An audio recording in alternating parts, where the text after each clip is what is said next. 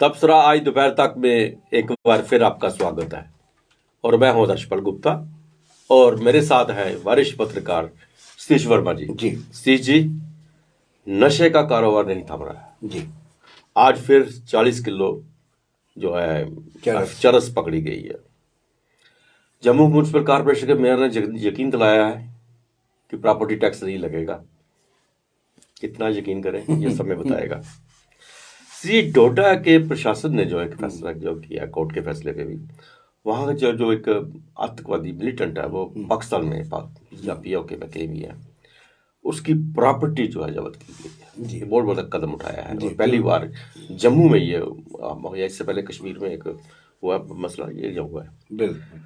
तो सबसे पहले बात कर रहे हैं नशे के कारोबार का। हम हर बार जिक्र करते हैं यहाँ बैठ के कि नशे का कारोबार पाकिस्तान की तरफ से आ रहा है, कभी कहीं से आ रहा है, कि ड्रोन से आ रहा है, कि सरहद पार से वैसे आ रहा है।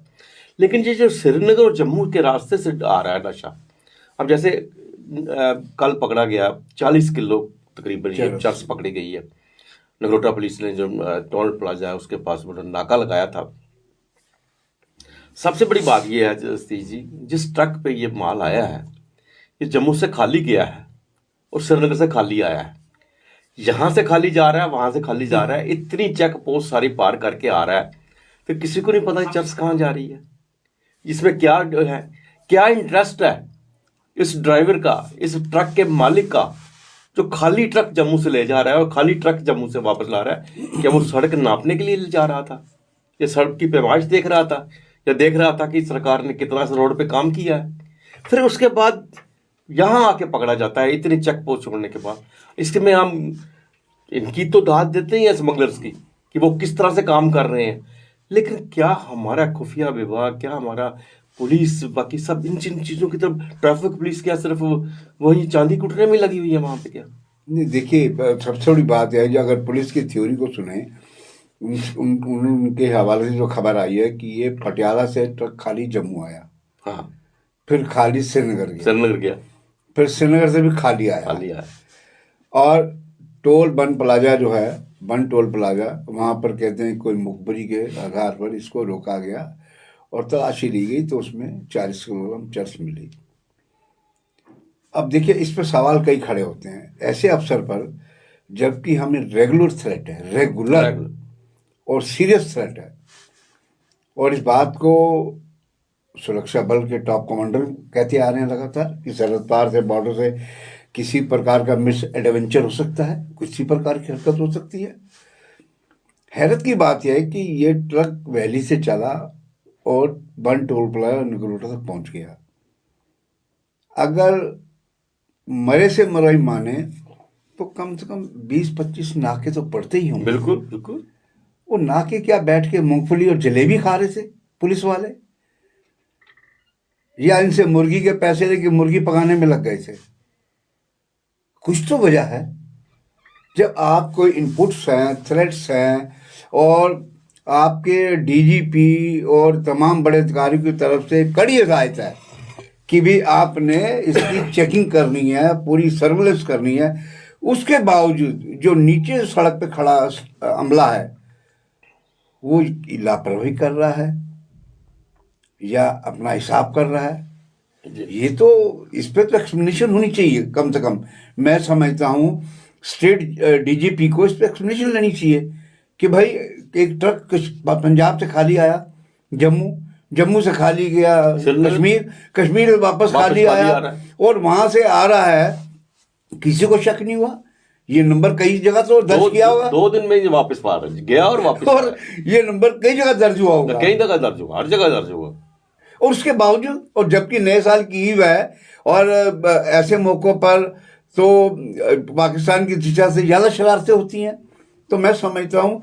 और ये तो एक छोटी सी कहते हैं ना, एक पिन पॉइंट चीज है, पिन के मुताबिक, लेकिन जिस प्रकार हमारा गृह मंत्रालय, अमित शाह गृह मंत्री, लेफ्टिनेंट गवर्नर साहब मनोज सिन्हा और तमाम अथॉरिटीज, तमाम हमारे सेना के हों, पुलिस के हों, पैरामिलिट्री फोर्सेस के हों, सब टॉप कमांडर इस बात की चिंता जता चुके कि पंजाब, उड़ता पंजाब के बाद जम्मू कश्मीर नशे की गिरफ्त में धंसता जा रहा है।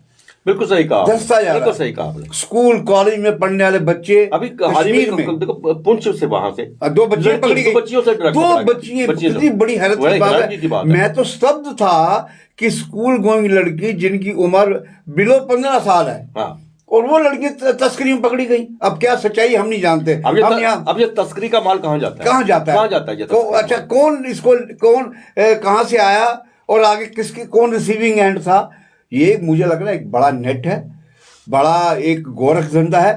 और ये नहीं कि जांच केवल इन बच्चियों तक महदूद रहे। हाँ। और हमें इसलिए थोड़ी तकलीफ होती है क्योंकि ये बच्चियां हैं, तो इसको देख के बड़ी हैरत भी होती है कि आखिर उनके परिजन जो परिवार के लोग हैं उनको क्या होश नहीं था कि हमारी बच्चियां किस धंधे में लग रही हैं, पढ़ भी रही हैं और दोनों नाबालिग हैं।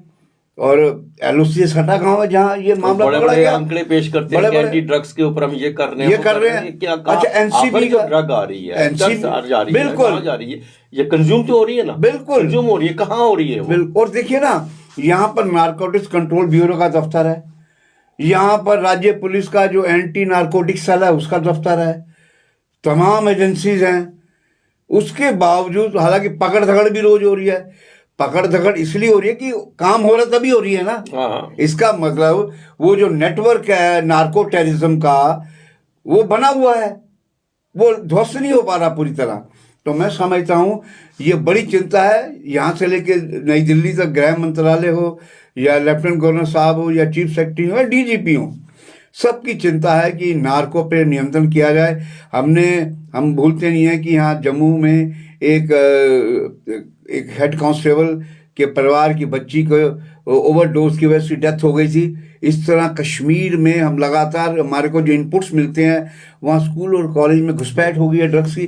तो ये हमारे टोटल मिला हमारे जो एक समाज है, सोसाइटी है हमारी, हम ये ना देखें कि कौन हिंदू कौन मुसलमान। अपार्ट फ्रॉम हमें देखना चाहिए कि आखिर हम जिस समाज में जी रहे हैं, रह रहे हैं, उसमें ये जहर घोलने वाले लोग कौन है। केवल जहर नहीं घोला जा रहा, ये राष्ट्र विरोधी काम भी हो रहा है। इसका जो पैसा आता है वो आतंकवाद में काम में लाया जाता है। ये खुद सरकार भी कह रही है और हमें भी मालूम है। और हम समझते हैं कि ये एक बड़ा चिंता का विषय है। और ये जो 40 किलोग्राम पटियाला का जो ड्राइवर है जिसके ट्रक पकड़ा गया, हम समझते हैं कि इससे गहन इंट्रोगेशन होनी चाहिए। और जो नाके रस्ते में पड़ते हैं बिल्कुल उनसे भी पूछताछ होनी चाहिए कि भैया आपकी ड्यूटी किस लिए लगाई गई थी, आप कहाँ थे ड्यूटी वक्त। अगर बन टोल प्लाजा पे पकड़े जा सकते हैं, नगरोटा पुलिस पकड़ सकती है, तो भैया आप लोगों ने क्यों कश्मीर से यहाँ तक आने दिया, पहले क्यों नहीं पकड़ लिया गया। तो लगता है कहीं ना कहीं लूप होल्स हैं, उन लूप होल्स को भी देखा जाना चाहिए। और लेकिन फिर भी कहेंगे पुलिस को बधाई है कि उन्होंने ये खेप पकड़ी है। 40 ग्राम चरस बहुत होती है। और इसने कहाँ तबाही मचानी थी, कहाँ बिकनी थी, और कितने लोग इसमें और संलिप्त होते। तो इसके लिए हम जम्मू पुलिस को बधाई जरूर देंगे, लेकिन हम ये भी कहेंगे कि आखिर इस गोरख धंधे में तार कहाँ तक जुड़े हैं उसकी भी गहन जांच होनी चाहिए। सीजी पीपी न्यूज लाइन ने इससे पहले भी दर्शकों से बात की थी प्रॉपर्टी टैक्स के ऊपर, और हमने उसमें एक बार नहीं 2-3 बार बताया था कि नए साल में एक तोहफा मिलने जा रहा है। उसको लेके काफी हड़कंप मचा हुआ था। जो इंडिपेंडेंट जो कॉर्पोरेटर हैं और कांग्रेस के कॉर्पोरेटर हैं, उन सब ने इसको ना लगने के लिए कहा, उन्होंने प्रदर्शन भी किया। और कल में जबकि हाउस शुरू हुआ तो वहाँ भी, तो आखिर इसका कोई एक असर ऐसा पड़ा कि मेयर ने कहा कि उसने भरोसा दिलाया कि जम्मू में प्रॉपर्टी टैक्स नहीं लगेगा अभी। लेकिन भरोसा कितना हम उस पर यकीन कर सकते हैं ये तो समय बताएगा। लेकिन घर घर जो सर्वे हो रहा है वो कुछ और ही बता रहा है। बिल्कुल बिल्कुल। देखिए हमने खुद देखा है कि कुछ बाहर के कंपनियों को सर्वे की जिम्मेदारी दी गई है, और ये हमारे पुख्ता सूत्र भी कह रहे हैं, और वो देख रहे हैं कि किसका रेजिडेंशियल प्लॉट कितना पैमाइश की जा रही है, व्यवसायिक कितना है। और सुनने में ये भी आ रहा है उसके बाद एक रिपोर्ट बनेगी, इस आधार पर व्यवसायिक, कमर्शियल और डोमेस्टिक टैक्स लगाए जाएंगे। हम समझते हैं कि देखिए ये जो बात कही गई है, हम इसके लिए हम ये कोई पीपी न्यूज़ लाइन कोई माला नहीं डालना चाहता, लेकिन हम ये जरूर कहेंगे कि पीपी न्यूज़ लाइन ने एक जागरूक मीडिया के तौर पर इस विषय को उठाया और पुरजोर तरीके से उठाया। और ये बात जब फैली तो अपोजिशन के जो कारपोरेटर थे, कांग्रेस के या इंडिपेंडेंट, उन्होंने देखा कि जनहित का मुद्दा है, और उन्होंने कल जो शुरू हुई इनकी जनरल बॉडी मीटिंग, करीब 2 साल बाद शुरू हुई है, और कहा यह भी जा रहा है, सूत्र बता रहे हैं, जो पिछली इनकी बैठक हुई तो उसमें ये तय हुआ था कि कमर्शियल और डोमेस्टिक टैक्स लगाने की बात है, लेकिन वो जो है, अब मेयर साहब कह रहे हैं, वो कह रहे हैं कि मेरे महबूब ने वादा किया है 5वें रोज का, सुन लिया होगा, दुनिया 4 दिन की है, इन पर क्या यकीन किया जाए। आज ये कुछ कहते हैं, कल को कुछ कहेंगे, तो लेकिन ये है कि मेयर साहब ने कहा है, लेकिन अभी कहीं लिखित तौर पर मैं समझता रिकॉर्ड में नहीं है, रिकॉर्ड में कह दें ताकि कल को कमदन लगे तो लोग कहें कि मेयर साहब ये फैसला भाई आप देखिए क्या है। तो हम समझते हैं, कहता एतवार होता तो मर जाता मैं तेरे पे। तो मैं समझता हूँ लोगों को पूरी तरह यकीन नहीं हो सकता, क्योंकि धुआं उठा है, आग लगी है, और इसका जिक्र भी है पिछली मीटिंगों में।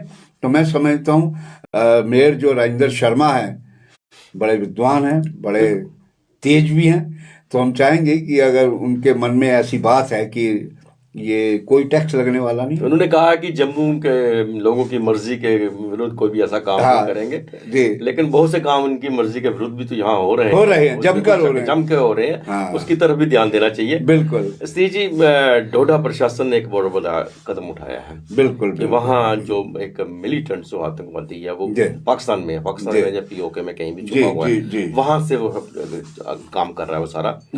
और अब्दुल रशीद है वो जहांगीर, अलाइस जहांगीर जी, उसकी प्रॉपर्टी जो है जी उसको अटैच किया गया। ये बहुत अच्छी बात है कि ये यहाँ पे प्रॉपर्टी बनाते हैं, करते हैं, वहाँ रहते हैं। आज तक इस पे ऊपर कोई कार्रवाई नहीं हुई। ये दूसरी बात, एक बात तो इससे भी अच्छी हुई लगी, जो कश्मीर के अंदर भी एक आतंकवादी का जो घर था उसको बुलडोजर से डाल दिया था। अब ये डिस्ट्रिक्ट डोडा में ये बात है कि मैं आप स्टीची में बता दूंगा, दर्शकों को बता देना चाहता हूँ कि डोडा में जो डीसी हैं विशेष महाजन, बड़े काबिल ऑफिसर, जहाँ भी गए हैं उन्होंने बहुत अच्छा काम किया है। और वहाँ जाते ही उन्होंने वहाँ के जो प्रशासन को अपने हाथ में लिया और बहुत सी चीजों को उन्हें गौर किया, देखा। हर रोज उनकी एक ना एक वहां से खबर आती है जहाँ पे काम कर रहे हैं। और आज जो उन्होंने ये स्टेप, जो चाहे कोर्ट से रिलीव ली है या कहाँ से ली है, जो भी है, उनकी एक मेहनत है और ये काम जो किया है, ये आने वाले दिनों में एक मिसाल बन जाएगी और दूसरों के लिए एक नया रास्ता खुल जाएगा। नहीं, बिल्कुल, देखिए कि नज़ीर बना रहे हैं विवेक महाजन, समझते हैं ये नज़ीर उन लोगों के लिए भी है कि जो आतंकी ये समझे बैठे हैं कि हमारा कुछ बिगड़ता नहीं है। मुझे याद आता कि 90s में जब मैं अक्सर श्रीनगर जाया करता था, राजबाग में दिखता था कई आतंकियों के बंगले दिखाई देते थे। हम हैरान होते थे कि सिस्टम को पता है कि ये टेररिस्ट है, फिर भी इनके खिलाफ कोई कार्रवाई नहीं होती। लेकिन एक बात माननी पड़ेगी, हम कहेंगे तमाम कई चीज़ों पे हमारे मतांतर हो सकते हैं मोदी सरकार से, कई विषयों को लेकर, मीडिया और तमाम से, लेकिन एक चीज़ माननी पड़ेगी, जो टेररिज्म का जो फ्रंट है उसमें हमने देखा है, ख़ास तौर से जो हमारी नेशनल इन्वेस्टिगेशन एजेंसी NIA और जो उसकी तर्ज पे SIA बनी है, इनका काम बेमिसाल है। इन्होंने जो नार्को टेररिज्म और ये दूसरे जो हवाला और टेरर फंडिंग, इन मामलों में जो इन्होंने उल्लेखनीय काम किया, वास्तव में सैल्यूट है। और ये लोग, और इन्होंने जो ये जिनके DC साहब की महाजन की बात कर रहे हैं, ये कोर्ट ने एक ऑर्डर दिया कि इसकी प्रॉपर्टी को अटैच किया जाए। तो हम समझते हैं कि ये अब्दुल रशीद जो, और इसके बारे में जो जानकारी मिली है, ये वहाँ पर मिलिटेंसी को रिवाइव करना चाहता था और लश्कर तैयबा से जुड़ा हुआ है, और कहा जा रहा है POK में या पाकिस्तान में मौजूद है। और ये भी कहा जा रहा है, आपको तो पता ही है, आप तो हम समकालीन है, किस तरह डोडा का प्रेम नगर, चपनारी, ये तमाम इलाके थे जहाँ पर बारातों को निशाना बनाया गया लश्कर और दूसरे आतंकी तंजीमों द्वारा। हम समझते हैं वो जब चीज़ें याद आती हैं हम सिहर जाते हैं कि किस तरह टेररिज्म का एक भयावह रूप था। तो ये मैं बधाई दूंगा वहाँ के DC को कि उन्होंने ऐसा कदम उठाया, कम से कम ऐसे आतंकियों की कमर तोड़ने की कोशिश की है जो एक अड्डे के रूप में काम कर रहे थे। बिल्कुल सही कहा आपने। तो ये था तबसरा आज दोपहर तक का। बाकी खबरों के लिए आप देखते रहें PP न्यूज़ लाइव। नमस्कार।